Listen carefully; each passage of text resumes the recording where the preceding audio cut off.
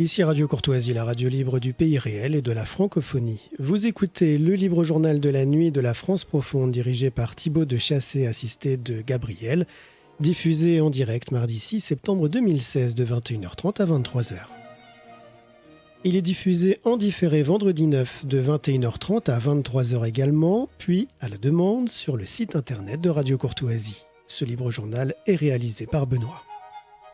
Vous pouvez intervenir au cours de cette émission par téléphone au 01 46 51 00 85, par télécopieur au 01 46 51 21 82, par courrier électronique à courtoisie@radiocourtoisie.fr.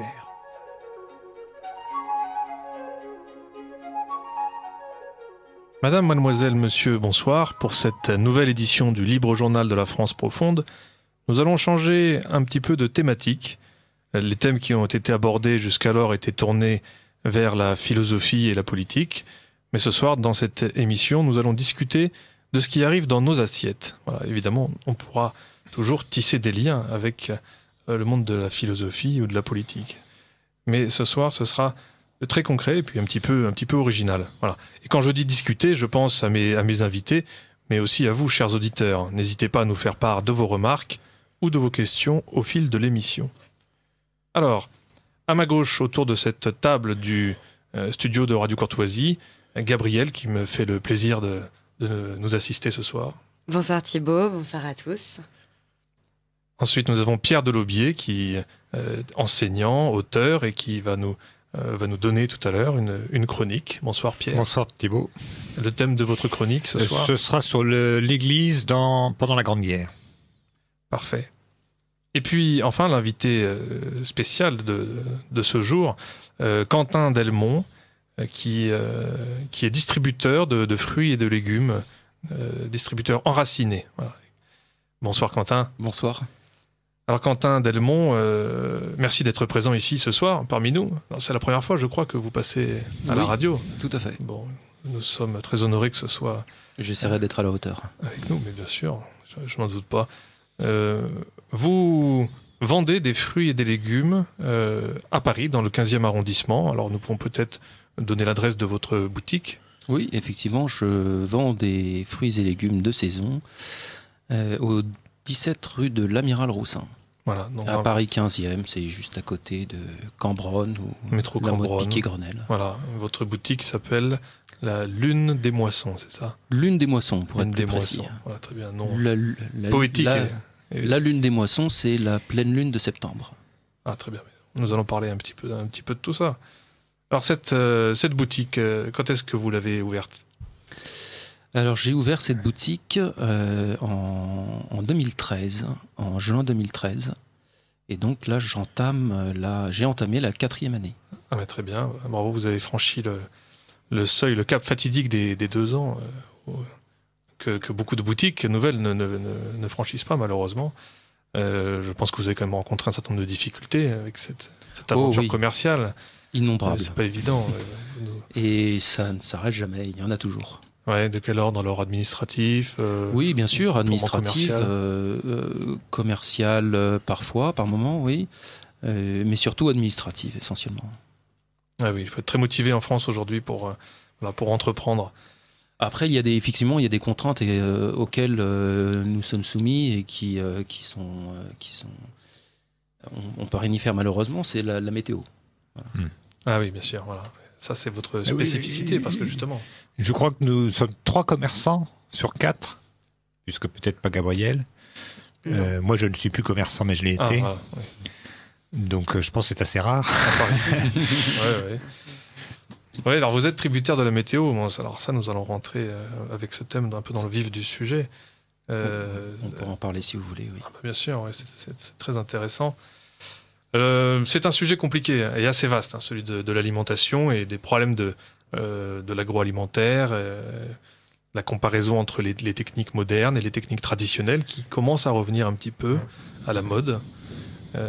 Alors vous avez clairement choisi votre camp, si je puis dire, et vous êtes donc un adepte des méthodes traditionnelles en matière de culture. Alors, oui et non. Disons que je fais appel à des agriculteurs qui sont enracinés dans leur région. Donc moi, je travaille avec des agriculteurs du Val-de-Loire qui sont situés pour la plupart du côté d'Orléans. Mhm. Après, certains autres, comme par exemple un producteur de noisettes avec qui je travaille, mais qui lui est en Charente, un producteur de miel également, qui lui est dans les Landes. Alors, tout n'est pas effectivement tout proche de Paris, mais l'immense majorité se trouve à côté de Paris, dans les 120 km à côté de Paris. Ah oui, et puis surtout, vous travaillez donc en direct. En revanche, si je peux me permettre, Oui. je ne fais pas uniquement du bio. Oui. Alors je n'ai pas dit propose ça. je propose dans ma boutique, je dis ça par avance, parce Ouais. que aujourd'hui, d'aucuns ne jurent uniquement que par le bio, parce que bio c'est bon, et donc si c'est bon, il faut que ce soit bio. En revanche, ça, ce sont des techniques marketing. Oui, il faut que nous parlions de cela et des limites, Voilà, donc on des pourra en limites parler du si bio. vous voulez. Voilà. Ouais. Donc moi, je propose dans ma boutique des fruits et légumes qui viennent en direct d'agriculteurs qui sont situés dans la région d'Orléans. Voilà. Et je vais tout chercher moi-même. Voilà, donc je ne mets jamais les pieds à Rungis. Ouais, voilà. Alors, justement, il y a un retour, donc, comment dire, un progrès du bio dans le domaine commercial et dans les mœurs, particulièrement à Paris et dans les grandes villes. Alors, on pourrait penser que c'est un petit peu un sport, une activité de bobo. Vous allez sûrement démentir ce préjugé. Quelle est la différence entre votre boutique de taille, disons, modeste, quoi, et ces grands supermarchés bio, je ne vais pas citer de nom, mais qui pullulent, et notamment dans le 15e arrondissement, qui se multiplient en tout cas. Absolument, il y en a de plus en plus. Et Quelle différence ? Quelle différence bon, déjà, sans compter l'aspect très impersonnel des supermarchés. Un supermarché ne sait absolument pas d'où viennent ses fruits et légumes, ni par qui ils ont été produits, ni où. Voilà, il y a des intermédiaires. Il y a de nombreux intermédiaires, il y a des centrales d'achat gérées par les grandes enseignes. Et donc ils ne savent absolument pas ce qu'il y a. Ça ne veut pas dire qu'il y a des choses mauvaises, hein, pas du tout. Il peut y avoir des choses d'excellente qualité, hein, on peut en trouver. Mais force est de constater qu'effectivement c'est de plus en plus rare. Également dans un supermarché, il y a pas de contact, très peu. Et en fait, je me suis rendu compte depuis 3 ans qu'effectivement il y avait un manque cruel, un besoin cruel en fait d'avoir un lien et un contact avec la personne avec le vendeur en fait, tout simplement. Outre le fait d'avoir créé une société, je suis pas je gère pas uniquement des papiers administratifs, je suis également vendeur dans ma boutique. Et effectivement, ce que les gens recherchent énormément, c'est le contact, tout simplement. Alors, il y a ça, et puis également les produits, les fruits et légumes proposés, parce que pour un prix peut-être, je dirais, légèrement plus cher qu'un supermarché habituel, je propose des fruits et légumes qui sont surtout d'excellente qualité, qui sont cueillis la veille pour le lendemain. Donc il y a vraiment très très peu de manutention en fait entre le moment où les légumes sont récoltés dans les champs, ils sont récoltés le lundi matin si vous voulez, et le lundi soir ils sont dans mon étal. Oui. Voilà, donc ça c'est une très grande différence. Et puis après, enfin, les choix des variétés choisies par les agriculteurs avec qui je travaille sont toujours des légumes qui sont bien travaillés, qui ont du goût. Et c'est ce que tout le monde me dit. Oh mon Dieu, vos légumes, ils ont du goût. Et c'est ça qu'on cherche.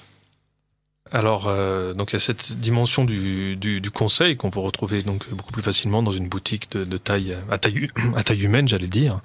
Et puis donc cette facilité du lien social qui peut s'instaurer dans ce cadre-là. Bon, ben c'est tout, j'allais dire, les avantages des petits commerces à taille humaine qu'on a connus très dominants jusqu'à il y a quelques dizaines d'années avec l'arrivée des supermarchés et des surfaces plus grandes encore qui ont donc tué le petit commerce, généralement pas pour le bonheur des travailleurs, peut-être pour un certain confort des consommateurs, mais ça a vraiment transformé en profondeur, bouleversé le tissu économique.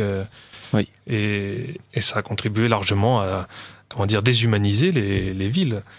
Donc il est clair que ces petites boutiques à taille humaine qui se font de plus en plus rares malheureusement jouent un rôle très important dans le lien social. Il y a peut-être aussi, est-ce que vos clients, bon, il y a ceux qui discutent, quoi, tout simplement pour le contact en tant que tel, est-ce qu'ils sont à la recherche, je sais pas, de découvrir des légumes qu'ils connaissent pas, des façons de cuisiner qu'ils connaissent pas? Est-ce que vous avez des carnets de recettes en tête à leur donner? Oui, absolument. J'ai toujours dans ma besace des recettes, j'ai l'habitude de dire des recettes simples, pratiques et rapides. Parce qu'aujourd'hui, on a de moins en moins de temps, donc il faut pouvoir un légume nouveau. On est prêt à se lancer et à l'essayer, si c'est pas trop compliqué ni trop long. Et si on nous explique bien comment on fait, et de façon très rapide, vraiment, il faut le surtout faire. À Paris, oui. Surtout à Paris, on a des petites cuisines. Les gens sont pressés. Les gens sont pressés, et puis bon, quand on rentre du travail à 8 heures, il faut s'occuper des enfants, il faut manger correctement, et puis passer idéalement un petit bout de soirée. Donc pour ça, il faut que ce soit le plus efficace possible. D'où viennent vos clients ? Alors, est-ce qu'il n'y a que des bobos fortunés ou... Non, pas du tout. Parce qu'il faut préciser quand même en termes de prix, donc vous êtes un peu au-dessus... je dirais un tout petit peu au-dessus, mais... des supermarchés lambda, et donc pour une qualité évidemment qui n'a rien à voir, mais vous êtes quand même bien en dessous des supermarchés bio, voilà, des surfaces bio, d'après mes études. Oui, a priori, oui. Maintenant... tout le monde pratique des prix un peu différents, donc ça pourrait être amendé par d'aucuns qui pourraient me prouver le contraire. Oui, bon, chacun se fera son opinion. Voilà. Alors d'où viennent vos clients ? Alors mes clients sont des habitants du 15e. Voilà. Oui, on reste dans le local. C'est beaucoup, il y en a plus que dans Lyon. Hein. Circuit court. Là aussi, nous sommes dans le circuit court. Alors, en général, sont des personnes qui habitent dans les soit juste à côté, jusqu'à, on va dire, 500 mètres à la ronde, grosso modo. Sont des personnes qui font... Alors, les profils, on a à peu près, je dirais, 40 à 50% de personnes âgées qui veulent absolument chercher des produits sains et des produits qui ont du goût. Et puis ensuite, nous avons des mères au foyer qui veulent nourrir leurs enfants avec des produits de la même sorte. Et à peu près, je dirais, 10-20% de personnes qui ont moins de 30-35 ans et qui cherchent à bien s'alimenter. Voilà, alors ça c'est pour Après, en termes de... Ce sont toujours des personnes, d'une façon générale, qui font, de toute façon, aujourd'hui, très attention à ce qu'ils dépensent. Oui. Et quel que soit, je remarque beaucoup que quelle que soit la catégorie socio-professionnelle, on fait aujourd'hui, tout le monde aujourd'hui fait très attention à son porte-monnaie. Très oblige. Bien sûr. Alors, je voudrais parler un petit peu plus précisément de la qualité des légumes qu'on trouve dans les supermarchés aujourd'hui, et puis les comparer avec ce qu'on peut trouver ailleurs, peut-être chez vous. J'avais lu un article dans un magazine écologiste qui nous expliquait que l'on mangeait toujours plus, mais pour se nourrir de moins en moins. Voilà. Que l'on mordait à pleines dents dans une pêche pour avaler finalement de l'eau sucrée. Tandis que dans les pays développés, nos apports en calories augmentent, la plupart des aliments non transformés que nous consommons, donc fruits, légumes et céréales, deviennent des coquilles vides sur le plan nutritionnel. Donc une dizaine d'études d'universités canadiennes, américaines et britanniques, publiées entre 1997 et aujourd'hui, font état d'une dégringolade de la concentration en nutriments dans nos aliments. Même dans les aliments réputés sains, les vitamines A et C, les protéines, le phosphore, le calcium, le fer et autres minéraux ou oligo-éléments ont été divisés par 25, par 100 ou plus en un demi-siècle. Voilà, donc pour retrouver les qualités nutritionnelles d'un fruit ou d'un légume des années 50, il faudrait aujourd'hui en manger une demi-cagette. Qu'est-ce que ça vous inspire, Quentin Delmont ? Alors, malheureusement, on ne peut pas comparer un fruit d'il y a 200 ans à un fruit d'aujourd'hui. J'apprécie votre honnêteté, sens de la nuance. Mais cela dit, ça me semble probable. En tout cas, vraiment probable. Sans pouvoir avancer de chiffres précis, contrairement à cet article, par exemple, qui explique qu'une pomme d'hier équivalait 100 pommes d'aujourd'hui en matière de vitamine C.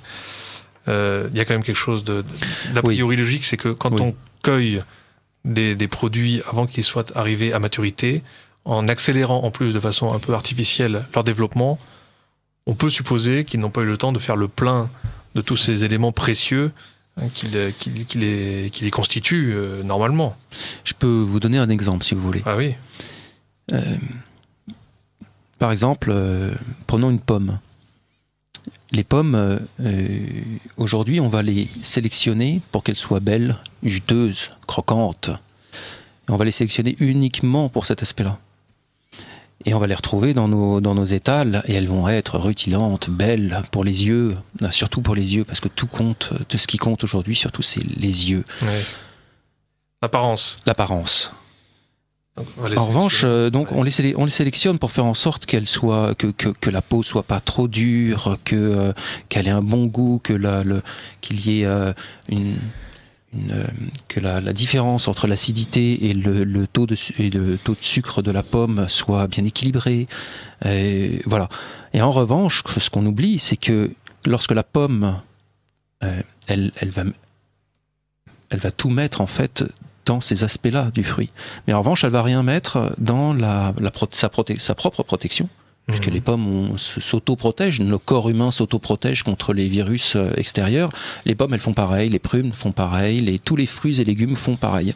Mais si on les sélectionne uniquement pour certaines qualités particulières, ils vont perdre, de l'autre côté, leur capacité d'autodéfense. Et c'est pour ça qu'aujourd'hui, spécialement dans les grandes cultures, je ne me sens pas concerné, spécialement dans les grandes cultures, on va bombarder avec des tas de produits parce que les fruits et légumes ne pourront pas pousser sans ces produits. Ils ont besoin d'être... Ils ont besoin d'un apport que ce soit en bio ou que ce soit en conventionnel. Le blé, par exemple, aujourd'hui, il y a un personnage que j'aime beaucoup qui s'appelle Claude Bourguignon, qui intervient énormément sur Internet, qui fait des conférences également, très connu. Et qui parle très bien de ça, que il appelle ça la gestion de pathologie. Effectivement, aujourd'hui, on gère de la pathologie, c'est-à-dire qu'on a des blés on les a sélectionnés pour qu'ils soient tout petits, pour pas qu'ils se couchent avec le vent. On les sélectionne pour qu'ils donnent énormément de gluten, parce que l'industrie a besoin de gluten. On les sélectionne pour un tas de raisons finalement qui ne concernent pas finalement directement, et la plante derrière a besoin de se défendre contre ces parasites, elle a besoin de se défendre contre les virus, les agressions extérieures. Ouais, bien sûr. Voilà. Ouais. Quand vous dites sélectionner, en fait, ce sont des variétés qui sont cultivées. Alors ça ne veut pas dire forcément OGM. Non, voilà, mais une sélectionnée, ça veut dire que l'on prend un certain nombre exclusivement, quoi. Oui, c'est ça. La sélection, elle peut se faire tout à fait manuellement. À la base, d'ailleurs, ça s'est toujours fait. L'homme a toujours fait de la sélection. Et alors, on retrouve un peu le même problème, d'ailleurs, en ce qui concerne l'élevage, avec des animaux, donc des variétés qui sont élaborées, en quelque sorte, par l'homme, et qui, donc, sont choisies pour se développer extrêmement rapidement. Des poulets qui vont être prêts à consommer en 2 fois plus de temps que traditionnellement, etc.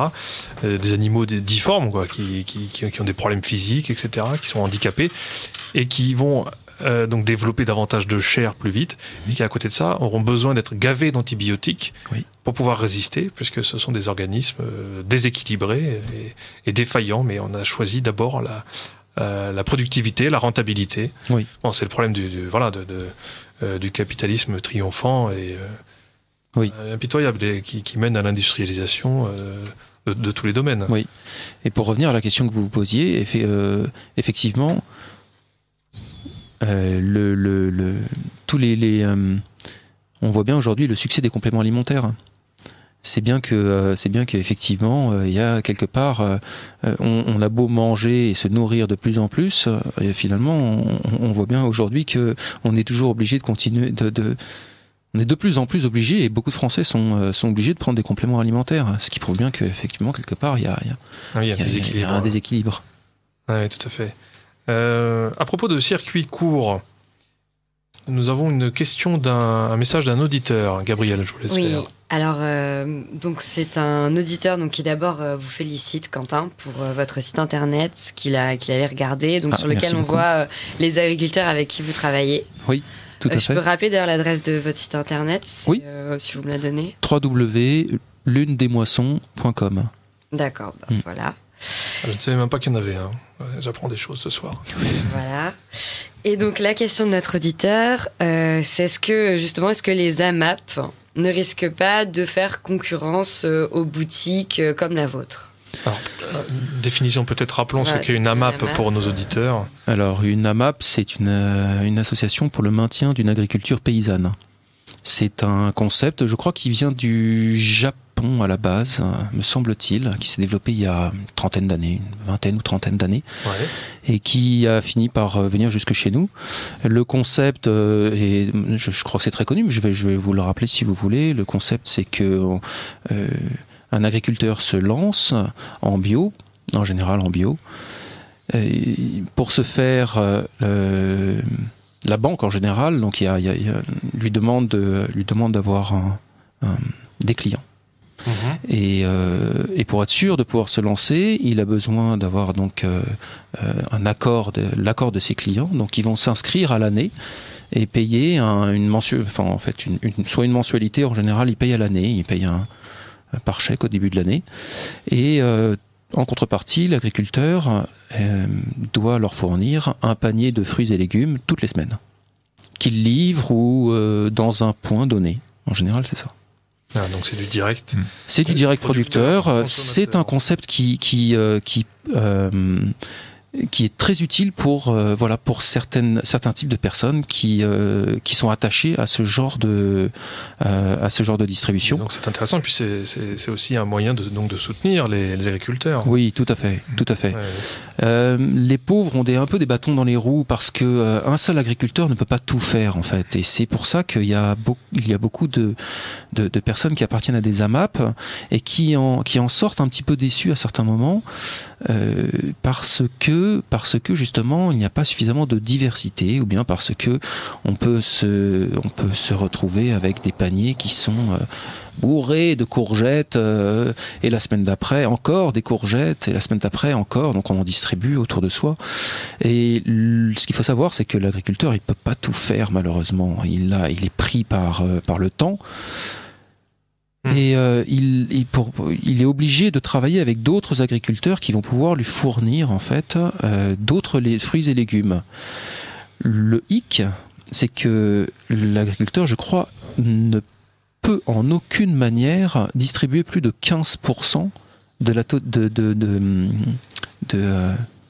il ne peut pas avoir de complément des autres agriculteurs à hauteur de 15% de tout ce qu'il produit. Sinon, il est pénalisé, je ne sais plus exactement, d'une façon ou d'une autre, il est pénalisé. Ouais. Alors effectivement, c'est handicapant pour une AMAP, ça peut être handicapant pour un agriculteur parce qu'il ne peut pas tout proposer, et ça peut être handicapant pour certaines personnes qui n'ont pas toute la diversité. Et aujourd'hui, comme nous sommes particulièrement habitués à avoir de tout le temps, je dirais que les personnes qui appartiennent à des AMAP sont des gens qui sont réellement motivés et qui savent très bien à l'avance voilà, c'est une démarche militante. Ils savent à l'avance qu'il y aura ce genre de petits problèmes, et puis finalement on s'en contente et tout se passe bien. Mais j'ai vu que ça existait, parce que j'ai entendu sur Radio Courtoisie, pour la viande également. On avait un agriculteur qui faisait abattre lui-même ses vaches, donc ses veaux, et donc qui contrôlait qui maîtrisait les circuits jusqu'au bout. Mais il y avait un peu le même problème, c'est que tous les morceaux ne sont pas autant demandés. Donc C'est ça Il le restait problème. beaucoup de cervelle et il manquait un peu d'entrecôte. Enfin, c'était un peu ça. C'est ça. Ouais. Et en général, c'est pour ça qu'ils proposent des colis dans lesquels ils choisissent eux-mêmes Voilà. d'y mettre, ce qui leur permet de pouvoir écouler en fait l'intégralité de leur stock. C'est dommage d'ailleurs que on aurait pu avoir un producteur, j'avais un producteur qui aurait pu venir aujourd'hui, c'est dommage, on aurait pu avoir cet entretien-là, puisqu'également il fait de la viande de Salers.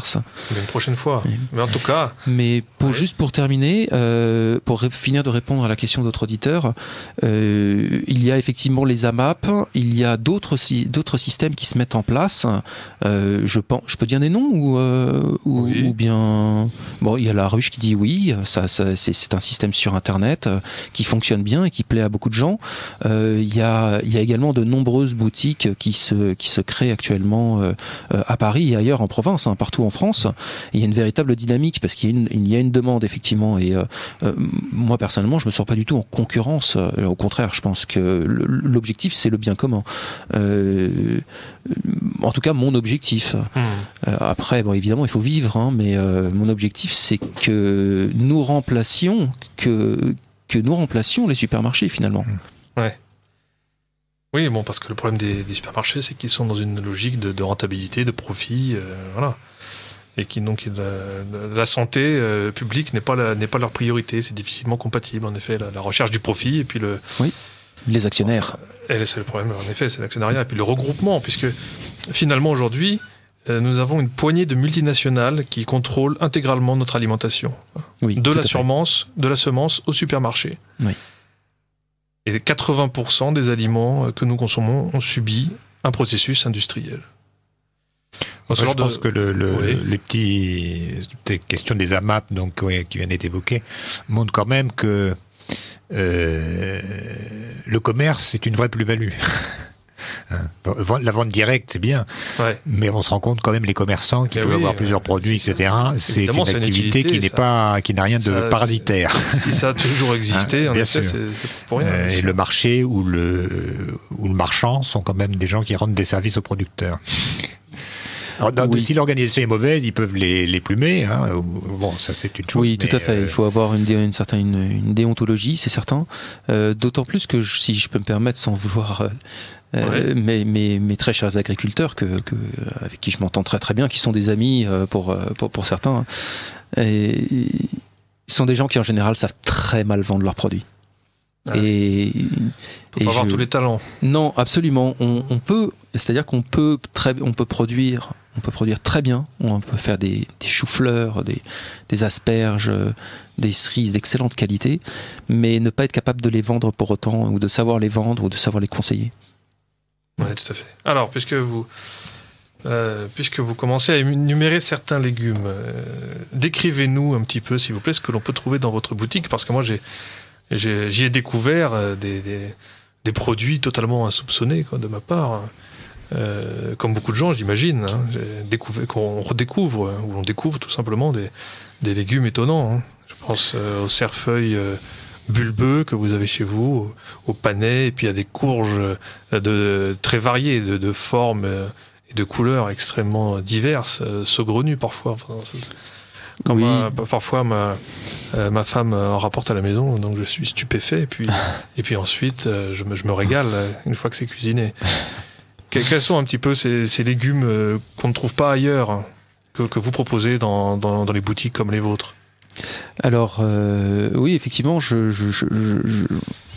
propose des légumes comme le cerfeuil tubéreux ou le cerfeuil bulbeux, on peut dire les deux. C'est un rhizome en fait. Ça a un goût de châtaigne mêlé c'est légèrement sucré et c'est un goût de châtaigne. On en fait de la purée ou ça peut même se manger cru. Tous ceux qui ont goûté en fait trouvent ça absolument divin. Ça se mange à Noël surtout. On commence à le mettre sur les étals à partir du mois d'octobre. Après, c'est vrai que il y a un renouveau pour tout ce qu'on appelle les légumes oubliés, Ouais. qui ont eu une grande presse. Et effectivement, c'est intéressant pour une boutique comme la mienne ou comme d'autres de pouvoir proposer à nos clients des produits qui ne soient pas uniquement ceux qu'ils connaissent d'habitude. Et effectivement, comme moi je ne propose ni banane, ni mangue, ni même fruits et légumes du Sud. J'ai pas d'artichaut de Bretagne, ou j'ai vraiment que des légumes du Val-de-Loire. Et donc pour proposer de la diversité, eh bien, on se tourne naturellement en fait vers ce qu'on appelle aujourd'hui les légumes anciens et qui poussent très très bien dans le Loiret. Je pense au panais en particulier, mais il y a de multitudes de courges différentes, en passant des toutes petites aux très grandes, que ce soit la Jack B. Little ou la Buttercup, qui peuvent avoir des goûts très différents les unes des autres. Oui, des goûts, des formes, des couleurs. Enfin bon, c'est assez fascinant. On a une question d'auditeur, d'ailleurs, un auditeur de Radio Courtoisie. Un auditeur de Radio Courtoisie. Donc qui lui nous parle donc justement des topinambours qui pendant la guerre donc n'avaient pas bonne presse puisqu'il n'y avait que ça à manger ainsi que des pommes de terre, et il se demande comment se fait-il que de tels légumes deviennent aujourd'hui aussi introuvables alors qu'ils ont finalement un bon rapport qualité-prix et qu'ils sont excellents. Pourquoi des légumes oubliés justement Pourquoi sont-ils introuvables aujourd'hui ? Alors, tout simplement parce que, si vous voulez, le marché aujourd'hui des fruits et légumes, il est tiré vers le haut par les papy-boomers. Donc, les personnes entre 60 ans et 80 ans. Alors, le truc, c'est que ces personnes ont été extrêmement marquées et touchées pendant la guerre par ces légumes qu'ils ont été obligés de manger. Et ils en sont ressortis dégoûtés. Or, aujourd'hui, ceux qui majoritairement achètent des fruits et légumes sont des personnes âgées. Et c'est pour ça qu'on ne trouve pas encore ces légumes de façon beaucoup plus massive sur les étals, sur nos étals en France, ou que ce soit dans un supermarché ou ailleurs d'ailleurs. Et voilà, donc si on n'en trouve pas, pour répondre à votre auditeur, c'est que pour l'instant il n'y a pas suffisamment de demande par rapport à ça. Voilà, et il y a un autre auditeur qui a une question donc très précise, ça a l'air d'être un connaisseur, qui demande donc si vous vendez des crônes. Petits légumes qui ressemblent à la pomme de terre. Les crônes du Japon. Alors j'en ai quelques fois quand la saison est belle. Et je crois que la saison a été belle cette année pour le crône. Donc normalement j'en aurai, mais attention, c'est pas tout de suite. Le crône se récolte en hiver. Alors nous allons parler un petit peu de saison, puisqu'en effet c'est essentiel. Mais d'abord je laisse Gabrielle nous rappeler quelques éléments. Alors vous êtes toujours sur Radio Courtoisie et vous écoutez le libre journal de la France profonde dirigé par Thibaut de Chassé. Notre émission est diffusée en direct le mardi 6 septembre 2016 de 21h30 à 23h et vous la retrouverez en différé le vendredi 9 septembre, là aussi de 21h30 à 23h. Alors nos invités du jour sont Quentin Delmont, qui est distributeur de fruits et de légumes de saison, donc qui a un commerce dans le 15e arrondissement. Et nous sommes également avec Pierre Delaubier, enseignant, qui nous parlera dans une chronique donc de l'Église face à la Grande Guerre. Voilà. Mais je voudrais juste sur il y a beaucoup de légumes dont vous parlez là. Attendez un instant s'il vous plaît, Pierre Delaubier. Voilà. Il faut juste que allez jusqu'au bout. Des messages peuvent évidemment participer à notre discussion en nous envoyant leurs messages donc par téléphone au 01 46 51 00 85 et par télécopie au 01 46 51 21 82 ainsi que par courrier électronique à l'adresse courtoisie@courtoisie.fr. Alors, Pierre Delaubier. Oui, il y a un certain nombre de légumes dont vous parlez. Ils sont aussi, je pense, un peu liés à un certain mode de vie. Je pense que votre cerfeuil tubéreux, il s'apparente un peu, d'après ce que vous disiez, par exemple, au salsifis qu'on met avec les marrons de la dinde pour avoir un légume léger. Non, c'est meilleur. Oui, mais ce que je veux dire, c'est que souvent maintenant, les repas de famille, c'est des buffets.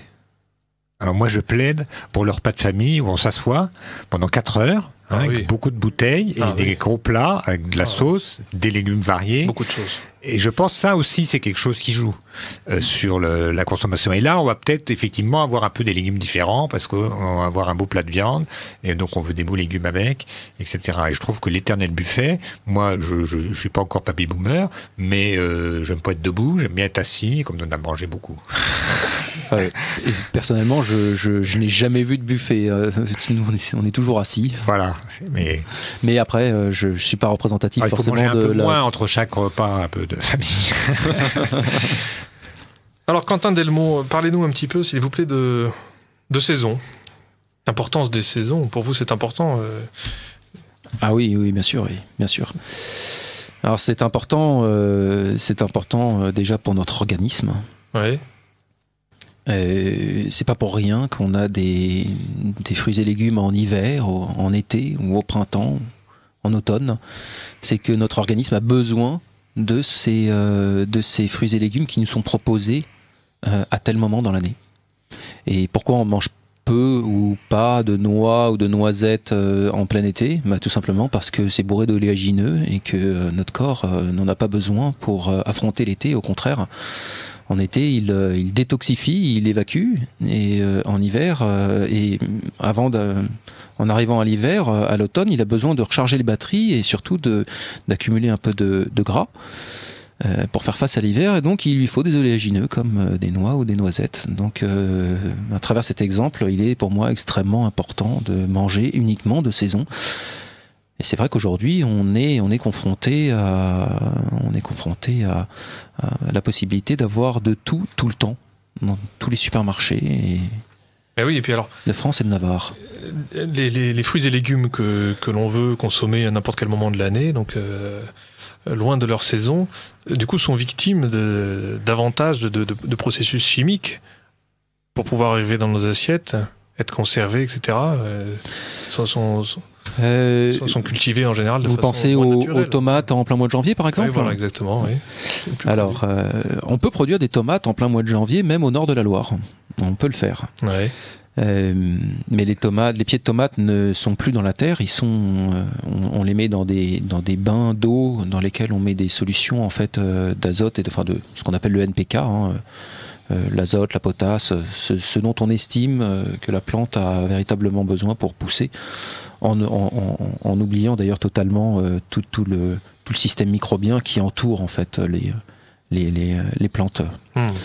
Donc on fait pousser des plants de tomates en plein hiver, des plants qui peuvent faire jusqu'à 15 mètres de haut et produire des quantités astronomiques, mais on chauffe les serres. Voilà, à ce moment-là, c'est plus de l'agriculture, c'est totalement désincarné. Ouais. Et ça n'a aucun sens. Mais ça, admettons, ça n'a surtout pas de goût, non? Ça a très peu de goût, oui, absolument. Les tomates, moi je trouve ça, c'est rare de manger une tomate. Oui, alors c'est vrai vous disiez qu'on ne pouvait pas comparer les fruits et légumes il y a 200 ans. Mais moi, je veux dire, je suis quelqu'un qui n'aime pas beaucoup les fruits et les légumes. Mais quand par hasard j'en mange des bons, je redécouvre pourquoi il y en a qui les aiment. Parce que c'est vrai que le nombre de melons, de pamplemousses ou de tomates où on a l'impression de manger de l'eau est quand même énorme. Oui, ça compte. Le melon est 1 sur 2 et limite mangeable, quoi. Quelquefois on tombe en général le melon, c'est moins le cas parce qu'il y a des vendeurs de melons au bord des routes qui vendent des bons melons, qu'ils arrosent pas surtout, donc c'est pas de l'eau. Mais c'est vrai que oui, c'est exact. Le goût, si le goût y perd, on est quand même un peu. Nous parlons beaucoup de qualité nutritionnelle, mais le goût est aussi très important. Et c'est vrai que la boutique de Quentin Delmont, pour rebondir sur ce que vous disiez, Pierre Delaubier, m'a réconcilié un petit peu avec les fruits et légumes. Voilà. Vous mangez que des saucisses sous plastique et maintenant vous croquez des carottes. Et j'ai découvert notamment des tomates très très savoureuses, vraiment délicieuses, qui n'ont même pas besoin d'assaisonnement, tellement elles sont bonnes. Oui, alors effectivement, il suffit juste, finalement, c'est pas si compliqué que ça. Il suffit d'avoir un bon terrain, bien ensoleillé, et puis la tomate, comme c'est un légume, c'est un fruit en fait, mais qui nous vient du Mexique. elle a été conçue à la base pour pouvoir survivre dans un environnement qui ne va pas en dessous de 15 degrés et qui ne va pas au-dessus de 36, 30, 40 degrés. Donc un environnement comme le Mexique, et surtout là où il lui faut une amplitude thermique entre le jour et la nuit qui soit assez équivalente. Il ne faut pas qu'il fasse trop froid la nuit. Mais à partir du moment où elle pousse en pleine terre, et que l'agriculteur fait attention à ses semences et qu'il n'achète pas forcément et nécessairement uniquement des semences ou des plants directement, même d'ailleurs beaucoup achètent des plants tout faits, qui sont des hybrides en fait, et qui sont sélectionnés eux-mêmes pour leur aspect joli et certainement pas pour le goût qu'ils ont. Ouais. Alors, parlons un petit peu de bio, si vous voulez bien. Ah. Est-ce que c'est la panacée qu'on nous vante parfois dans les médias alternatifs ? Ou alors est-ce qu'il y a quand même certaines limites et qu'il faut rester un petit peu prudent par rapport au label bio ? Est-ce que c'est toujours très sérieux ? Je peux vous donner des exemples, un exemple au moins très précis. Je parlais de mon producteur d'œufs, ce qui m'a relaté cette affaire. En fait, le bio, les entreprises qui certifient les exploitants, ils ne sont pas dénués d'intérêt, ce sont des entreprises privées. Ouais. Je ne sais pas si vous avez pu voir ça, mais vos auditeurs pourront se renseigner sur Internet. Il y a un nombre en France d'entreprises qui certifient, qui a monté en flèche depuis ces dernières années. Et aujourd'hui, je pense qu'il y a plus d'une dizaine d'instituts certifiants, entreprises certifiantes. Mmh. Et si vous voulez, l'entreprise certifiante, quand elle va chez un agriculteur qui veut, par exemple, passer en bio, ou bien qui veut rester en bio, parce qu'il est déjà en bio, il veut rester. Mais en revanche, il fait pas très attention à ses poules. On lui a dit de mettre un minimum de 6 poules par mètre carré. Il a vraiment besoin d'argent, cet homme-là. Donc il va en mettre 10, il va en mettre 15 au mètre carré. Et l'entreprise certifiante va arriver, il va lui dire, mais cher monsieur, vous avez 15 poules au mètre carré, ça rentre pas vraiment dans le cahier des charges bio. Mais bon, on va vous garder en tant que client, parce qu'on a vraiment besoin de vous garder en tant que client. Comprenez que une entreprise certifiante, elle a besoin d'avoir ses annuités, ses entreprises, ses exploitations qui restent en bio. Et donc, ils vont faciliter les choses. Ouais. Donc de là, quand j'entends par exemple, oh oui, vous savez, le bio de chez les autres en Espagne ou ailleurs, ou que sais-je, c'est pas notre bio chez nous, parce que notre bio chez nous, c'est du bon français, chez nous. Non, pas vraiment, parce que ce serait bon français si c'était l'État qui s'en chargeait, et encore, si cet État avait une réelle morale. Oui, on en revient à ce problème-là. L'État qui ne se préoccupe pas de la santé publique et qui laisse, encore une fois, des intérêts privés la prendre en otage, pour des questions de profit. Oui. Puis alors, un label bio, ça ne signifie pas forcément qu'il n'y a pas eu adjonction de produits divers et même de produits chimiques, non ? Absolument. C'est plutôt une histoire de seuil. Ça, c'est une question très intéressante également. Effectivement, qui sont les entreprises bio, les agriculteurs qui sont en bio ont le droit d'appliquer certains produits sur leurs légumes. Qu'est-ce qui diffère exactement on ne sait pas trop, mais en tout cas, si on sait, mais un industriel, par exemple, bien placé, peut tout à fait se faufiler dans la nasse en demandant au gouvernement, certifiez mon produit en bio, puisque Moi, je vous le dis, je suis bio. Et aujourd'hui, tout le monde sait très bien que les politiciens sont quand même inféodés, me semble-t-il, aux grandes entreprises et aux privés, et qu'effectivement, ils vont pas s'opposer ils peuvent difficilement s'opposer en fait à un industriel qui imposerait en fait son produit dit bio aux agriculteurs biologiques. Donc aujourd'hui, effectivement, c'est peut-être mieux, mais je ne vois pas ce qui pourrait remplacer réellement. Si vous voulez, c'est on ne met rien et on impose à tout le monde de ne rien mettre, plus aucun produit, aucun engrais, ni quoi que ce soit. Mais ça, on l'impose pas à une seule personne ou on se fait pas un petit marché dans son coin. On l'impose à l'intégralité de la culture française, de l'agriculture française, que ce soit dans l'élevage ou que ce soit dans le maraîchage. Et surtout, on empêche ou on met des taxes douanières pour tous les autres pays qui seraient pas d'accord avec nous. Voilà. Dans ce cas-là, on pourrait envisager des tas de choses différentes et très intéressantes. On parle aujourd'hui énormément de permaculture, par exemple. Oui, alors nous allons parler, mais pour terminer sur le bio. Alors, est-ce qu'il ne peut pas y avoir quand même certains engrais un petit peu naturels, qui ne seraient pas forcément nocifs ou dangereux pour la santé ? C'est pas les engrais qui sont les plus nocifs. Mais ouais. C'est pas les engrais, selon moi. Enfin bon, après, on pourrait amender avec quelqu'un qui s'y connaît peut-être mieux que moi. Hein. Selon moi, ce ne sont pas les engrais qui. La plante aujourd'hui a besoin d'engrais pour pousser. Si vous ne mettez pas d'engrais sur vos plants aujourd'hui, ils sont tout petits. Parce que les sols ont été appauvris, quoi. Oui, les sols ont été appauvris, et puis également nous sommes dans une logique libérale aujourd'hui, c'est ça qu'il faut bien comprendre, et que les agriculteurs aujourd'hui, ils sont soumis comme nous tous à des charges gigantesques, et qu'il leur faut pour cela essayer de produire...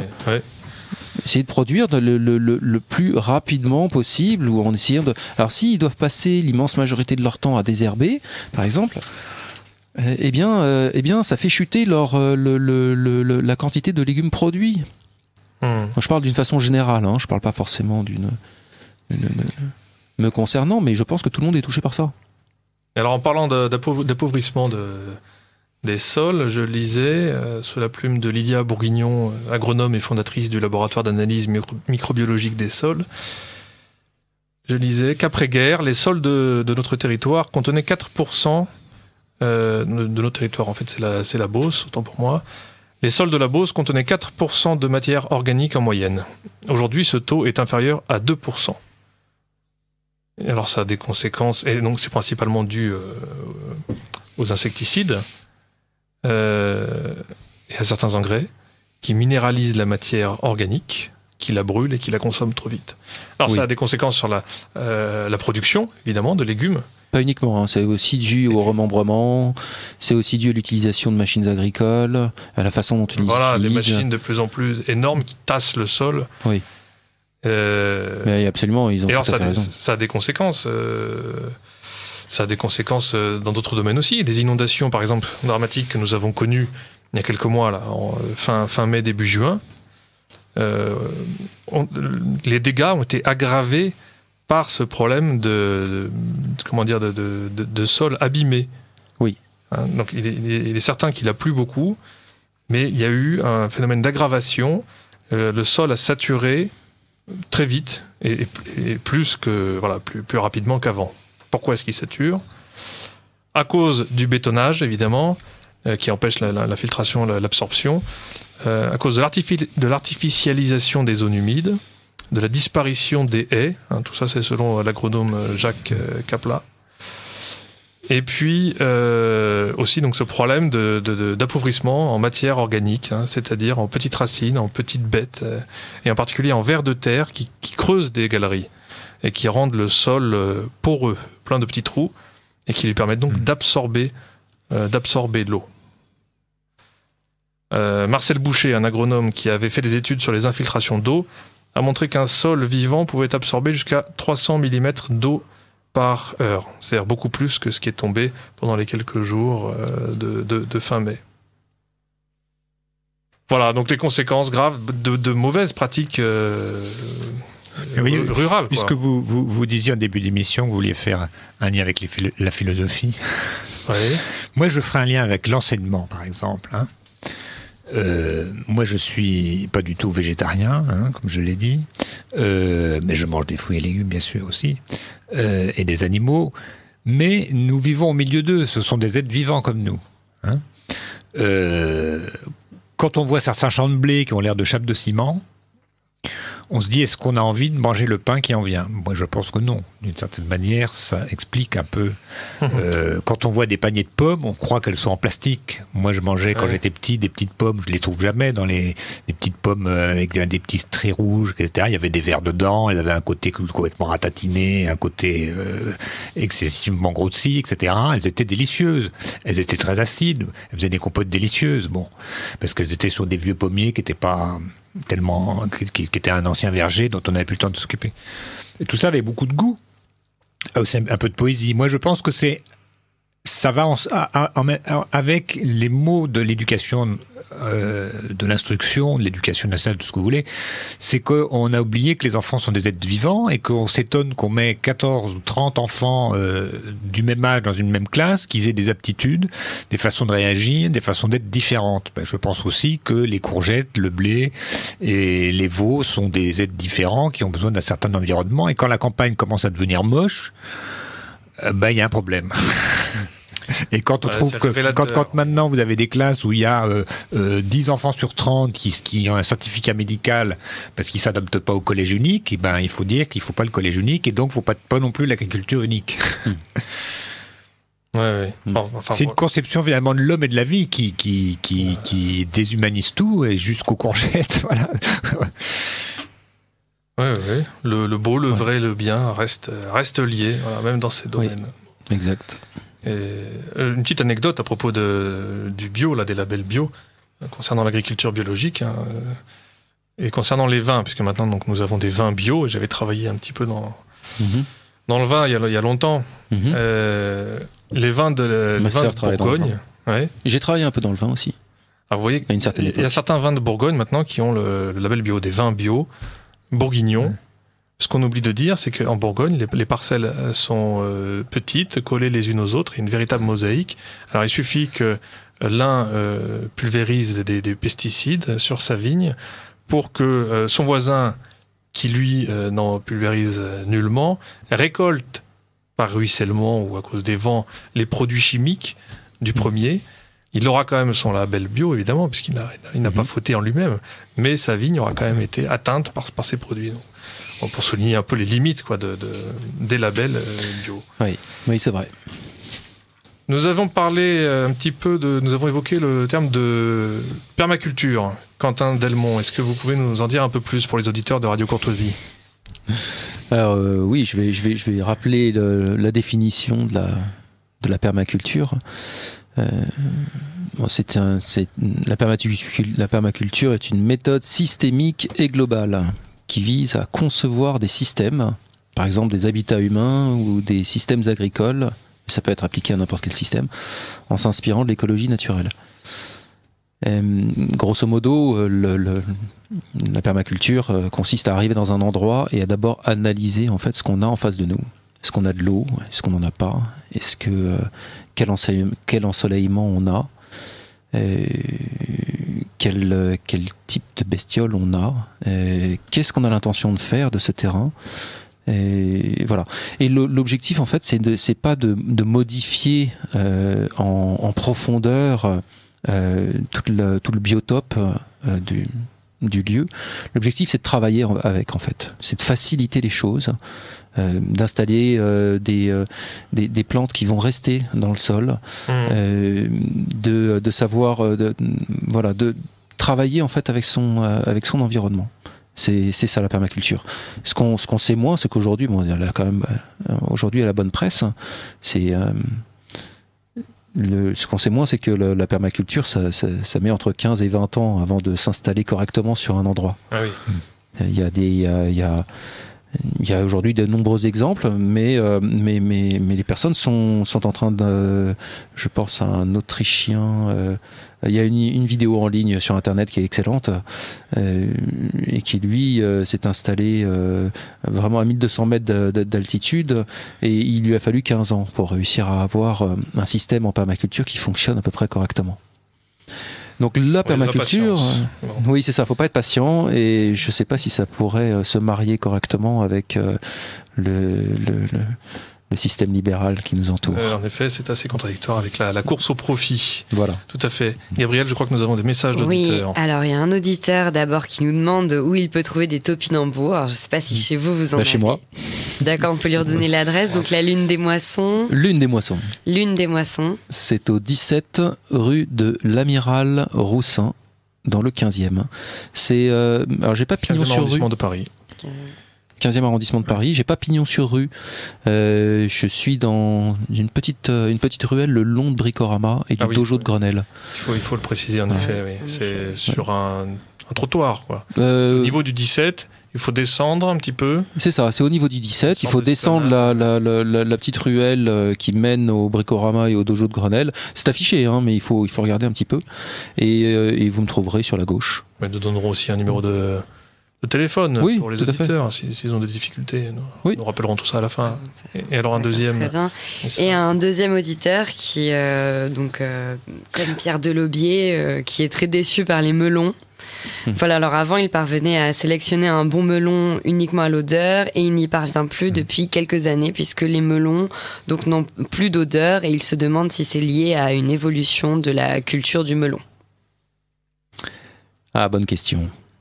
Et quand on rentre dans ma boutique, justement, on sent le melon. Tout le monde m'a fait la réflexion aujourd'hui et la semaine dernière.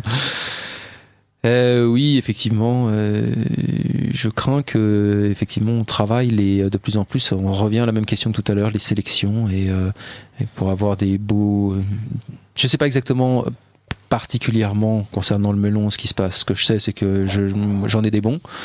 Mais effectivement, c'est de plus en plus difficile de les sélectionner et effectivement, l'odeur ne permet plus de savoir très précisément s'il est bon ou pas.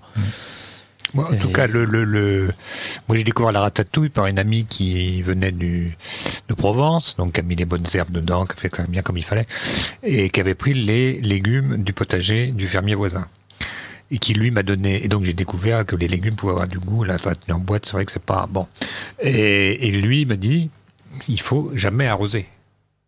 Bio, pas bio, si vous arrosez vos melons, ils se remplissent d'eau et c'est de l'eau.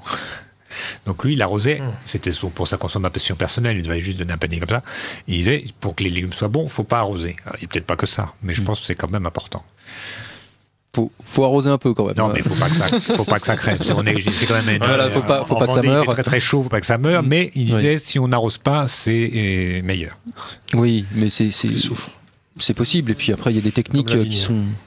Voilà. Oui, peut-être c'est possible. Puis après, il y a des techniques qui sont propres à chaque endroit, chaque biotope. Oui, on produit certainement pas. On est aussi, bien sûr. Oui, voilà, c'est ça. On produit certainement pas les melons de la même façon en Vendée qu'en Charente. Juste pour revenir à la question de votre précédent auditeur, des topinambours, il n'y en a pas en cette saison. Hein. Voilà, oui, il faut peut-être le rappeler. C'est quoi la saison du coup des topinambours ? La saison du topinambour, c'est l'hiver. Il faut compter à partir du mois de novembre. Voilà, jusqu'au mois de janvier-février, grosso modo. Ça va venir. Un peu de patience pour manger de bons topinambours. Quentin Delmont, vous avez un potager, non ? Oui. Qui faites-vous pousser ? J'y fais pousser des haricots verts. Ouais. J'y fais pousser des différentes sortes de courges. J'y fais pousser également des tomates. Et puis de la courgette. Rien de très. Donc, du classique. Voilà, du classique. Du classique pour la consommation courante. Alors non, parce que j'ai la chance en fait d'avoir une assise à Paris et puis également d'avoir un atelier à la campagne. Bon. Voilà, ce qui me permet d'avoir... Il y avait beaucoup de potagers à Paris. Justement, Pierre Delaubier. Oui. Toute la plaine de Grenelle. Est-ce que vous cultivez de votre côté ? Et écoutez, moi j'ai un jardin à la campagne, mais comme c'est une campagne un peu lointaine, mais c'est pas un jardin pour qu'il soit vraiment très très beau, il faut s'en occuper tout le temps. Ah oui. Mais je prends des plantes qui sont permanentes, quoi. Enfin, je sais plus quel est le mot... vivaces. Ouais. Et voilà, et les hortensias, ça pousse très bien. Moi, je les engraisse avec les... Ça se mange pas, je crois. Non, ça se mange pas. Avec les poubelles, hein. J'enterre mes ordures recyclables au pied des hortensias, ça pousse très très bien. Oui, c'est de l'engrais. Mais Et d'ailleurs, si je peux me permettre de... Mais je viens de planter cet été des plantes aromatiques et je compte... D'abord, les enfants, c'était un peu à la mode. Donc, ma fille avait fait pousser des haricots verts dans des jardinières, là, à Paris. Voilà, des tomates cerises aussi. Et on va, facile. des tomates, un petit peu. Je pense que des courgettes, ça peut pousser sans trop de soin. Les radis, ça pousse tout seul. Oui. Des petites choses comme ça. Les radis, je serais moins catégorique, mais les courgettes, effectivement, on n'aurait pas de problème avec les courgettes. Ouais. En revanche, à Paris, il y a des initiatives intéressantes qui se mettent en place, comme par exemple la mairie de Paris a mandaté en fait une association, me semble-t-il, qui s'est occupée de monter un cahier des charges très précis pour la végétalisation en fait des toits de Paris. Et ils ont recensé jusqu'à peu près 80 hectares de toits de Paris qui pourraient être végétalisables. Je crois qu'ils se sont donné un temps pour pouvoir le mettre en place. Je ne sais pas exactement où ils en sont, mais il y a des initiatives intéressantes qui peuvent se faire même en ville, parce qu'on entend très souvent, j'ai souvent entendu moi à Paris des amis ou bien des clients ou dans mon entourage qui me disent oui mais tu comprends, faire pousser des légumes à Paris, il va forcément y avoir de la pollution et c'est pas bon et ça va être encore plus mauvais que ce qu'on peut trouver en supermarché. Pas forcément et pas du tout, je dirais. D'ailleurs, on entend beaucoup parler du miel de Paris. Oui, sur le toit de l'Opéra. Voilà, sur les toits de l'Opéra. Ils ont des antennes un peu partout d'ailleurs à Paris. Ils en produisent un petit peu. Il est, paraît-il, excellent. Exactement. Et les abeilles vivent bien mieux en ville. Voilà, il y a beaucoup moins de pesticides au contraire. C'est ça. Et puis il y a une grande biodiversité. Dans les cours, on peut faire pousser plein de choses. Évidemment, la difficulté, c'est la quantité et la place, mais je suis certain qu'on peut faire pousser plein de choses. En tout cas, en général, c'est des fleurs. Il y a des choses étonnantes qui poussent dans Paris, pour peu qu'on soit bien abrité au sud et toc, on est tout au bord de la Méditerranée. Oui, tout à fait. Il y a beaucoup de gens je rencontre beaucoup de personnes qui ont des initiatives un peu maraîchères, qui ont un peu la main verte et qui font des initiatives sur leur pas forcément sur leur toit, mais sur leur balcon. Très bien. Eh bien, écoutez, Quentin Delmont, merci beaucoup. Nous allons rappeler peut-être une dernière fois pour les auditeurs les coordonnées de votre boutique et le numéro de téléphone. Oui, ça s'appelle donc Lune des Moissons. C'est au 17 rue de l'Amiral Roussin, dans le 15e. C'est juste à côté de la station Cambronne. Et mon numéro de téléphone, c'est le 06 52 11 30 92. Très bien, merci. En tout cas, une boutique que je recommande, tester et approuver, de bons légumes de saison et puis des conseils surtout judicieux, des idées de recettes simples et rapides. Voilà, et puis je vous remercie. C'est un beau métier que vous faites. Félicitations, ça devient rare. Je vous remercie. Il faut que ça ait du sens, un métier, sinon on s'ennuie vite. Oui, c'est vrai. Alors, nous allons maintenant passer à la chronique de Pierre de Laubier, qui avait été ignoré monstrueusement. Oui, c'était pas si monstrueux parce que comme j'avais beaucoup parlé avant et que le sujet était très riche puisqu'on parlait de l'école, on pourrait en parler beaucoup. Ce sujet. Il faudra en reparler, bien sûr. Mais j'ai découvert, on a reçu un numéro de la revue de l'histoire de l'Église de France qui était consacré aux églises chrétiennes dans la Grande Guerre. Alors ça m'intéressait parce que c'est une revue savante, hein, donc c'est pas une lecture grand public. Il y a beaucoup de comptes rendus de colloques, etc. Donc c'est des sujets assez touffus, mais j'ai trouvé que c'était un sujet en feuilleton assez intéressant parce que il indiquait dans cette revue que donc c'est le numéro de janvier à juin 2016. Ils indiquaient que l'historiographie finalement du rôle des églises, de la religion pendant la Première Guerre mondiale avait un peu évolué. Mais d'abord, ce qu'il faut bien voir, c'est qu'évidemment le rôle de l'Église catholique et des églises chrétiennes en général dans la Grande Guerre a été très divers parce que les pays avaient des des situations très diverses. D'abord, ils n'ont pas tous la même religion, même s'ils sont quand même foncièrement chrétiens. Le cas, je dirais, le plus particulier, finalement, c'est celui de la France. Qui était tributaire de deux choses, de son histoire lointaine et de son histoire proche. Alors, par exemple, en 1914, l'Église, elle est en pleine persécution, pour ainsi dire, puisque on se rappelle les images des moines de la Grande Chartreuse, qui étaient des terroristes extrêmement dangereux. On est allé les chercher dans leurs montagnes pour les escorter, baïonnettes au canon, jusqu'à la frontière. Bon, c'est quand même des images assez chocs, surtout quand on compare aux images d'aujourd'hui, qui ne présentent pas des scènes similaires.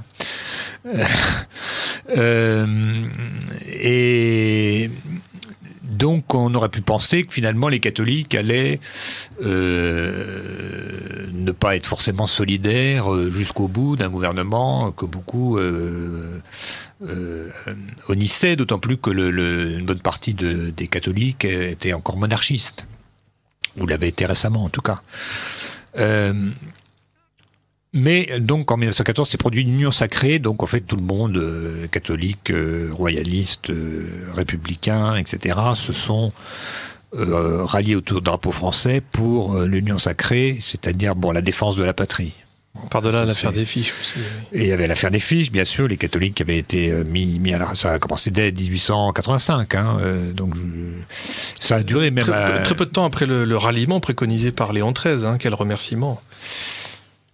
Oui, non, mais c'est certain. Mais il y a beaucoup d'ambiguïté parce qu'il y a eu certainement, pour parler un instant du ralliement, des erreurs d'appréciation sur les intentions du gouvernement de la part de Rome, probablement, mais aussi une certaine prudence qui était liée à l'histoire de la France. Il ne faut pas oublier que François Ier avait signé un concordat dans lequel il se donnait le droit de nommer les évêques, ce qui est quelque chose d'absolument inédit et scandaleux. C'est du gallicanisme. Voilà. Pourquoi est-ce que le pape lui avait accordé ce droit ? Parce qu'il avait peur que François Ier, qui était un fripon, c'était un enfant gâté, heureusement il n'a pas vécu trop longtemps, mais enfin il valait pas plus cher que Henri VIII. C'était, vous vous rappelez l'épisode du camp du Drap d'Or, ils sont arrivés avec un camp splendide, chacun voulait impressionner l'autre, ils faisaient des tournois, ils mesuraient tous les 2 mètres. C'était des jolis cœurs, ils voulaient montrer c'est moi le plus fort. Enfin, on est des enfants de 5 ans, on a quand même peur de penser. Quand on voit qu'il y a des fous qui nous gouvernent aujourd'hui, c'est pas la première fois. Et malheureusement, François Ier n'avait pas pensé que pour séduire Henri VIII, il fallait le laisser gagner au tournoi. Il a préféré gagner, et donc Henri VIII n'était pas content, donc il s'est allié à Charles Quint. Voilà. Toujours est-il que, par crainte que François Ier ne fasse la même chose qu'Henri VIII, c'est-à-dire ne se proclame lui-même le chef de l'Église de France, il crée l'église gallicane, on lui a accordé le droit de nommer des évêques. Oui, le pape n'a pas été contraint non plus, donc s'il l'a autorisé, ce n'est pas si scandaleux, ou en tout cas pas immoral. Disons que ça n'est pas tellement logique, mais ça a été fait pour éviter le pire, voilà. Une mesure, voilà. Donc il y a quand même une très très forte tradition de gallicanisme qui va quand même se traduire un peu pendant la guerre, parce que donc les aumôniers, il y a une particularité qui est partagée avec l'Italie, c'est que tous les séminaristes sont mobilisés. Les prêtres et les séminaristes sont mobilisés comme tout le monde. Alors en fait, pas mal de prêtres seront mobilisés comme aumôniers. Et donc, il va y avoir un grand rôle, des grandes figures. Le père Brottier, qui a fondé les apprentis d'Auteuil, en était une. Il y en a eu quelques autres.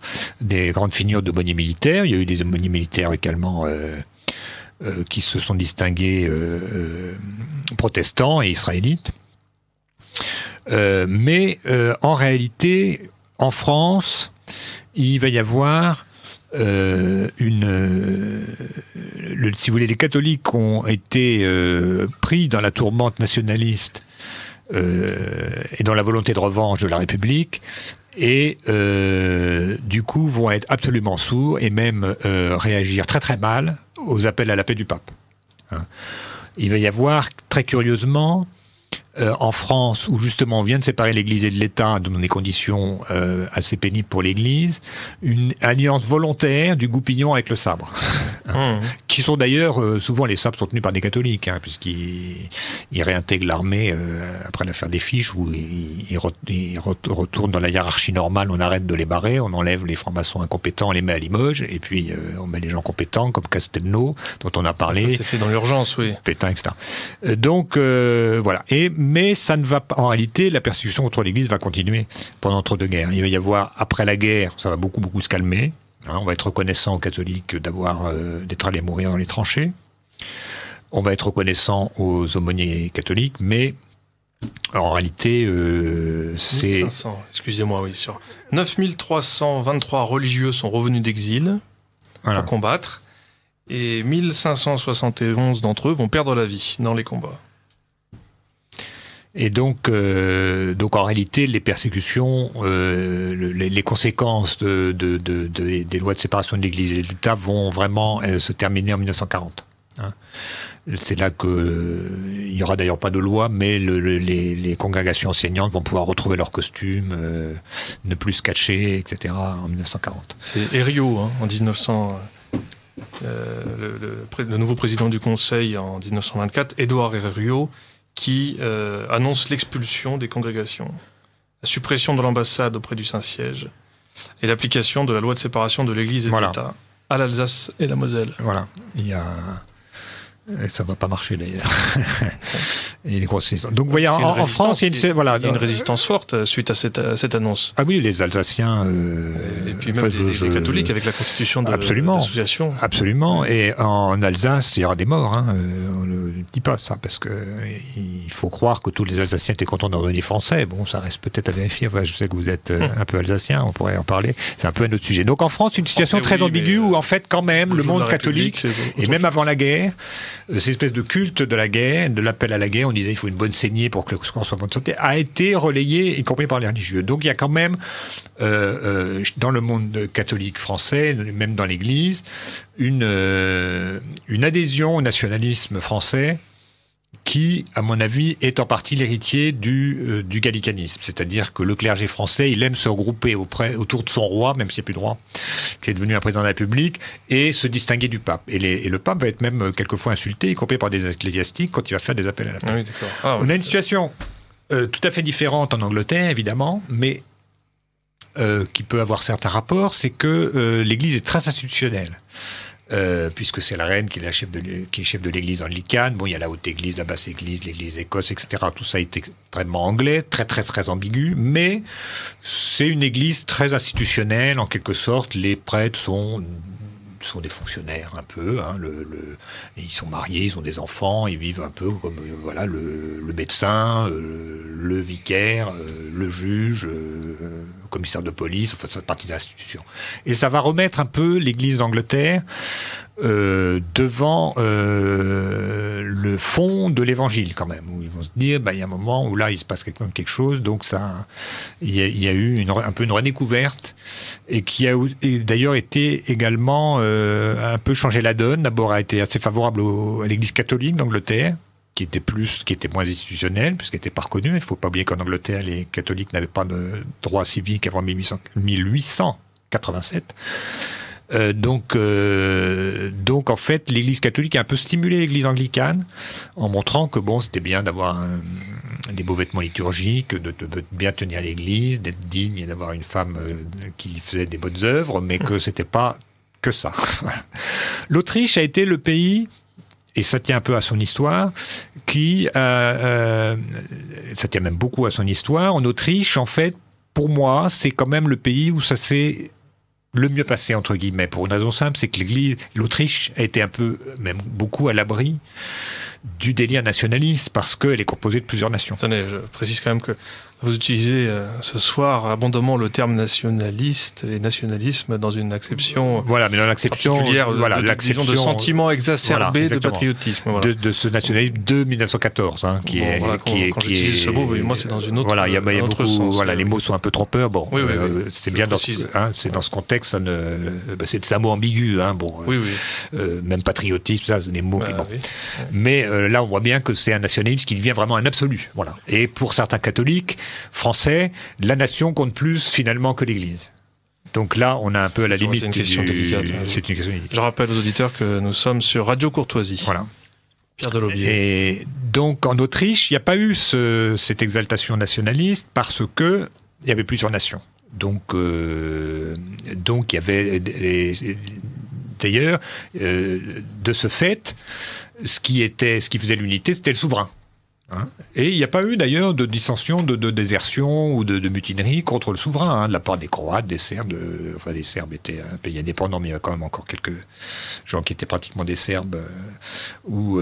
Et donc, il y avait pour tenir compte de cette diversité, il y avait des aumôniers catholiques, puisque un petit quand même, la monarchie était catholique, mais des aumôniers protestants, juifs, musulmans aussi, à cause des Bosniaques. Bon. Et du coup, l'Église a quand même... faisait finalement moins corps, alors que l'Autriche a toujours été un pays qui était défenseur du catholicisme, elle a quand même moins fait corps avec, disons, l'Empire en tant que tel. Elle a plus joué son rôle d'église, quoi, finalement. Ce qui ne veut pas dire qu'elle a trahi la nation non plus. En Allemagne, il y a eu quelque chose qui a existé également en France, c'est que il y a une forte minorité catholique, mais quand même une grosse majorité protestante. Et alors, du coup, pour les catholiques, la question, notamment, était de ne pas paraître se solidariser de l'Empire d'Allemagne parce que catholique, et donc minoritaire. Donc, quelquefois, il y a eu une attitude ambiguë où ils ont un peu surenchéri dans le nationalisme et dans le patriotisme. Dans le chauvinisme. Dans le chauvinisme, voilà, c'est peut-être plus parce que même le nationalisme de chaque pays est évidemment, par définition, je dirais, très différent. Hein. Il y en a qui sont expansionnistes, d'autres qui sont défensifs, etc. Et le dernier, alors l'Espagne, évidemment, c'est un pays très catholique, mais il n'a pas participé à la guerre, donc bon.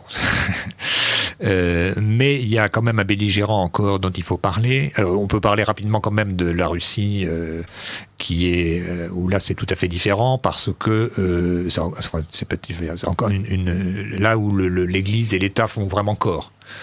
Encore plus qu'en Angleterre, parce qu'en fait, il n'y a quand même qu'une seule église. En Angleterre, malgré tout, il y en a plus. Puis l'Angleterre, c'est le pays de l'ambiguïté.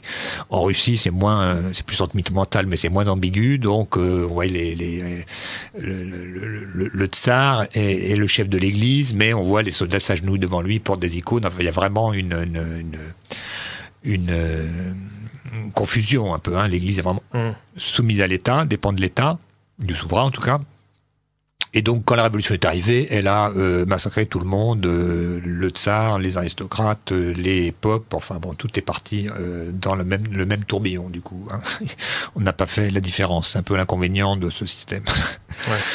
Ouais.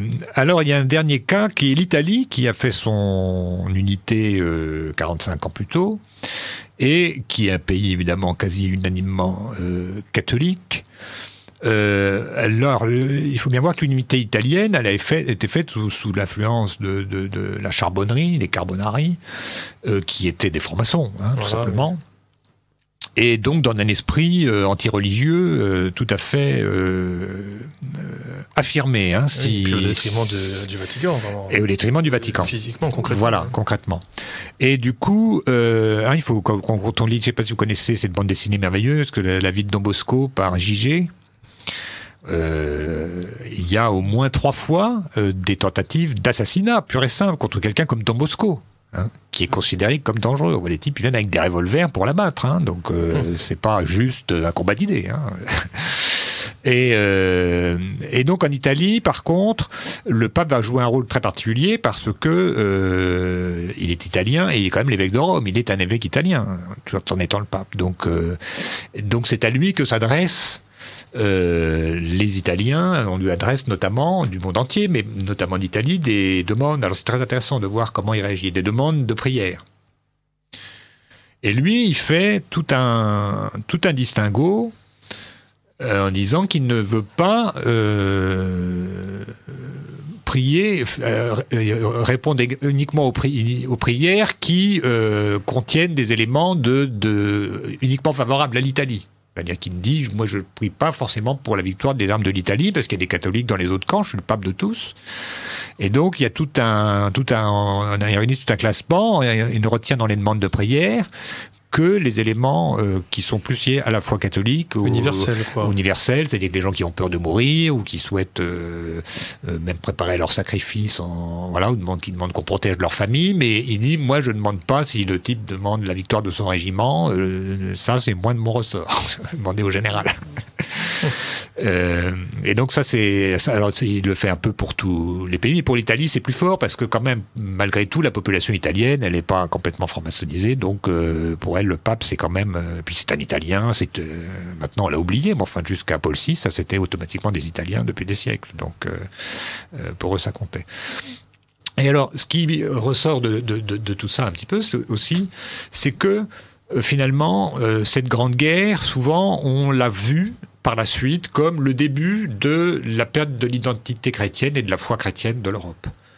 Et en fait, il semblerait que non. D'ailleurs, on le voit bien, puisqu'on a parlé avec le général de Castelnau, l'Action catholique, il y a beaucoup de mouvements catholiques, nationaux ou internationaux, qui ont pris naissance juste après la guerre. Donc ça a changé l'attitude des gens vis-à-vis de la hiérarchie de l'Église, ça a au contraire justement fait naître peut-être des choses que les laïcs et les fidèles eux-mêmes ont plus pris en charge, mais ça n'a pas entraîné de grands mouvements de déchristianisation.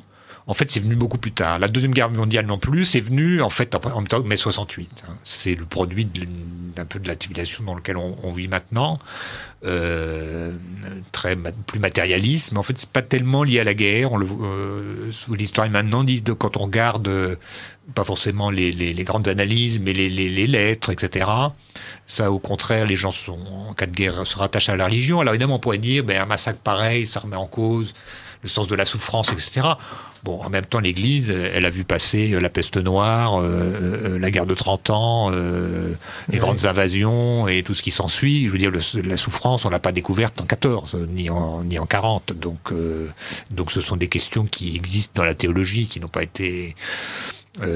c'est plutôt en fait une question culturelle qui est venue bien plus tard que les deux guerres mondiales. Mais certainement, la Première Guerre mondiale je pense qu'il y a eu, d'une certaine manière, il y a tout un renouveau de l'Église au XIXe siècle qui s'est accompagné d'un petit peu de cléricalisme, qui a un petit peu dépossédé jusqu'à un certain point, parce que c'est pas en même temps il y a eu beaucoup de choses de piété populaire, mais beaucoup de choses étaient prises en main par le clergé, et probablement la Première Guerre mondiale a indiqué à beaucoup de catholiques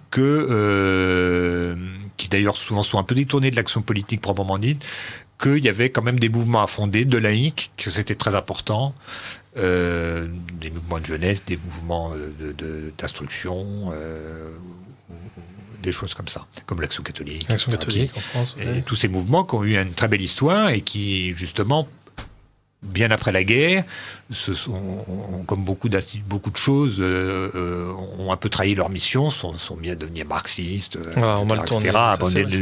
Mais en fait, Mais c'est plutôt à un moment où on s'est mis à douter des dogmes. Donc c'est comme ça que ça s'est passé. On a fini par dire tout ce que sonnait l'Église, finalement, on finit par le remettre en doute. Donc si on est pour les ouvriers, il faut être pour Marx. Si on est pour les femmes, il faut être pour Simone Veil avec un V, et ainsi de suite. Et donc voilà, tout a commencé à... Mais pour moi, ça illustre un peu le fait que c'est les idées qui mènent les hommes. Ce qui s'est passé... disons autour de mai 68, c'est une révolution dans les têtes. C'est pas les canons allemands ni français qui ont provoqué ça. Ah oui, mais c'est fondamental de rappeler ça. Les idées mènent le monde. Les idées mènent le monde. L'importance du combat des idées. Absolument. Et de se pencher là-dessus. Ouais. Alors, Gabriel, des messages d'auditeurs. Quelques auditeurs de Radio Courtoisie qui réagissent à votre chronique, Pierre Delaubier, donc votre chronique sur les églises pendant la Grande Guerre. Et alors, donc un auditeur qui nous écrit, alors c'est une femme, j'ai lu dans le blog catholique 2 juillet 1914 à l'Institut catholique que Léon XIII s'était beaucoup repenti du ralliement et qu'il avait en fait été trompé par son entourage. Et le Padre Pio a dit que Léon XIII devait faire un siècle de purgatoire et que rien ni personne ne pourrait l'en sortir avant la fin de sa peine. Ouais, j'ignorais. Voilà. Oui, mais je pense que cette histoire du ralliement est tout à fait intéressante parce que il y a certainement eu. Mais je serais bon. Roberto de Mattei a Pardon, sorti un bouquin là-dessus, très important, voilà, et très intéressant sur le ralliement. Il est passé d'ailleurs, je crois, au moins 2 fois sur Radio Courtoisie. Mais je pense qu'il est important d'essayer de voir. Bon, là j'en ai parlé juste un peu comme ça, mais de montrer que quand même. Il était facile de la part du Vatican de faire une erreur. Hein. Il ne faut pas oublier que le pape, quand vous avez à la Commune, il y a l'archevêque de Paris, c'est lequel qui a été, c'est Monseigneur Darbois, a été fusillé par les communards. Il était un gallican fanatique, hein, et à tel point que le pape disait c'est mon ennemi. Ouais. Donc, vous voyez, je pense que la prudence, quelquefois, incite à faire des erreurs. Bon, elle est nécessaire, elle incite parfois à faire des erreurs. Je veux dire que la situation de la France est très particulière quand même sur beaucoup de points. Et il y a peut-être quand même une naïveté. Hein, de toute façon, voilà. On ne demande pas d'abord au pape de s'occuper de politique. Voilà, bon. Ils ne peuvent pas être infaillibles dans tous les domaines. Hein. Non, mais là, de toute façon, c'est pas une question d'infaillibilité, c'était une question de... La raison, c'était quand même d'éviter, et je pense que c'était à juste titre, que le catholicisme ne devienne consubstantiel du royalisme. Voilà. Et je pense que c'était un souci tout à fait sain, parce que je pense que le pape, contrairement aux royalistes de l'époque, avait compris que la République était là pour un certain temps. D'ailleurs, elle y est toujours. Il ne fallait pas oublier que... Donc sur ce point, il ne s'est pas trompé. Voilà, mais la République n'est pas un régime, la démocratie moderne n'est pas un régime neutre, un système vide, quoi. Il est orienté idéologiquement. Je dis pas que c'est bien. Hein, je ne suis pas spécialement républicain, même pas du tout. Gabriel, voilà, un autre message. Et pour finir, on a un dernier message d'un auditeur d'une auditrice également, qui nous remercie pour cette émission et qui était ravie donc d'entendre Monsieur Pierre Delaubier. Et elle nous demande donc si cette émission remplace le libre journal de la France courtoise qui était diffusé le mardi. Non, écoutez, cette émission ne remplace aucune autre émission. À ma connaissance, c'est un nouveau créneau qui a été mis en place. Donc, dans la grille des programmes de la radio, nouveau créneau. Voilà, chers amis, voilà, chers auditeurs de Radio Courtoisie, cette émission prend fin maintenant. Rendez-vous dans 4 semaines, pour ce qui nous concerne, avec le Libre Journal de la France profonde. Gabriel, merci beaucoup de nous avoir assistés. Pierre Delaubier, merci pour votre chronique et vos interventions.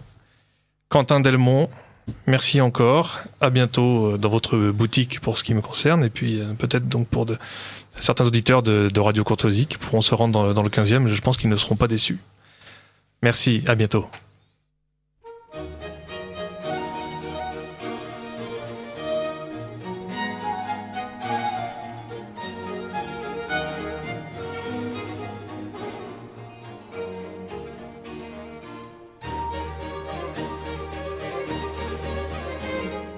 Ici Radio Courtoisie, la radio libre du pays réel et de la francophonie. Vous venez d'entendre le libre journal de la nuit de la France profonde dirigé par Thibaut de Chassé, diffusé en direct mardi 6 septembre 2016 de 21h30 à 23h. Il est diffusé en différé vendredi 9 de 21h30 à 23h également, puis à la demande sur le site internet de Radio Courtoisie. Ce libre journal a été réalisé par Benoît. N'oubliez pas que Radio Courtoisie est une radio culturelle associative. Afin de sauvegarder une indépendance absolue, Radio Courtoisie refuse toute ressource publicitaire. Radio Courtoisie ne vit que grâce à ses auditeurs. Aidez-nous à demeurer libres, adhérez à notre association. Pour cette année, la cotisation minimum est de 40 €. Envoyez votre chèque à Radio Courtoisie, 61 boulevard Murat, 75 016 Paris, ou réglez avec votre carte bancaire sur radiocourtoisie.fr. Si vous le désirez, nous pouvons vous faire parvenir un enregistrement de ce libre journal. Commandez le CD-ROM pour le prix front de port de 9 € ou 6 € seulement si vous êtes adhérent de notre association. Je vous rappelle notre adresse, Radio Courtoisie, 61 boulevard Murat, 75 016 Paris.